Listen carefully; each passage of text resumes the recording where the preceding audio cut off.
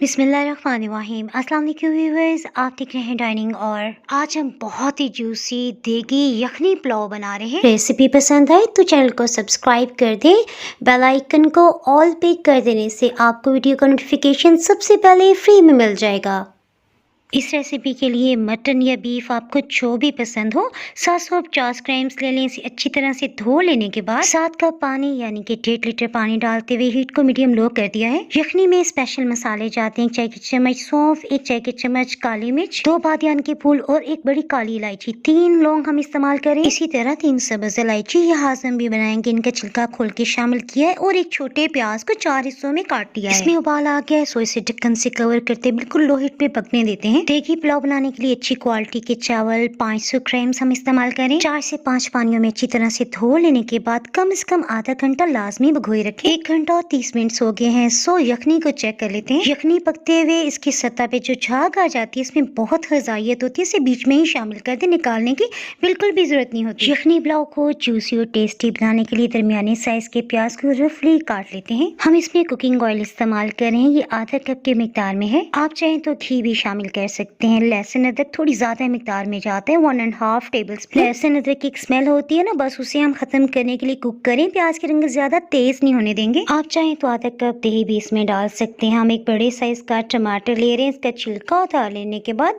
बस रफली काट लेते हैं। प्याज और लहसुन अदरक भी हल्की सुनहरी रंगत आ गई, सो इसमें टमाटर शामिल कर देते हैं। इसकी फ्लेवर को बढ़ाने के लिए कुछ मसाले शामिल करते हैं। जीरा 1 चाय की चम्मच, नमक लेवल करके 1 खाने वाला चम्मच, इसी तरह लाल मिर्च भी 1 खाने वाला चम्मच है, लेकिन लेवल करके डालिए। अधकुटा खुश्क धनिया ये 2 चाय की चम्मच है। अब आप चाहें तो सभी को छान लें और बोटी को अलग कर लें, अदरवाइज हम तो इस तरह कर रहे हैं कि लंच का टाइम बहुत करीब है और अभी छानने का टाइम नहीं है, सो ये चम्मच तो सभी के घर में होता है ना, सो हम बोटी को इसी से अलग कर रहे हैं। प्याज भी आ रहा है तो कोई मसला नहीं है। इस तरह से टाइम की बचत हो गई है। जितनी देर में ये भुन रहा है ना, इसके साथ ही हम यखनी को छान लेते हैं ताकि गर्म मसाला जात इसमें शामिल ना हो। इसी तरह सौंफ भी अलग हो जाए। ये यखनी 1 लीटर बन गई है और बकाया थोड़ी सी बच गई है, मैं आपको दिखा देती हूँ। इस यखनी को भी छान लेने के बाद हम गोश्त को भुनने में इस्तेमाल करें। ये जो यखनी है ना, ये हम चावलों में डालेंगे। ये पानी थोड़ी थोड़ी मिकदार में डालते हुए हम भून रहे हैं। इससे मटन या बीफ में जो भी कुदरती स्मेल होती है ना, वो खत्म हो जाएगी। गोश्त को भूनते 1 कप यखनी खत्म हो चुकी है, सो अब हम इसमें 5 कप यानी कि 1 लीटर यखनी शामिल कर रहे हैं। चावलों को भीगे हुए 1 घंटा हो चुका है।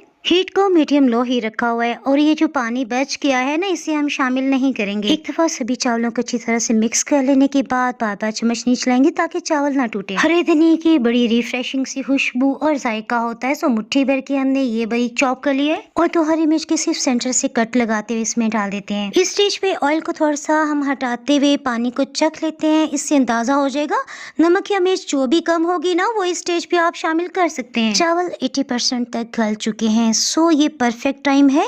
ढक्कन को कपड़े से कवर करते हुए हम दम लगा रहे हैं। दम लगा लेने के बाद हमने सलाद और हरी मिर्च की चटनी तैयार कर ली। अल्हम्दुलिल्लाह बहुत ही जबरदस्त खुशबू आ रही है, सभी को बहुत पसंद आया। डाइनिंग हॉल पे आपको कबाब बिरयानी की रेसिपी भी मिल जाएगी। अगर आप इस बिरयानी से रिलेटेड जानना चाहते हैं कि कैसे बनी है तो इसका लिंक ऊपर आपको आई बटन में नजर आ रहा होगा, उसे क्लिक करके देख सकते हैं। लास्ट में अगर आपको ये रेसिपी पसंद आई है तो वीडियो को लाइक और शेयर करना बिल्कुल भी ना भूलें। मज़ीद रेसिपीज के लिए डाइनिंग हॉल को आप यूट्यूब, इंस्टाग्राम और फेसबुक पे फॉलो कर सकते हैं। दुआ में याद रखें, फिर मिलेंगे किसी मजेदार सी रेसिपी या व्लॉग के साथ। अल्लाह हाफिज।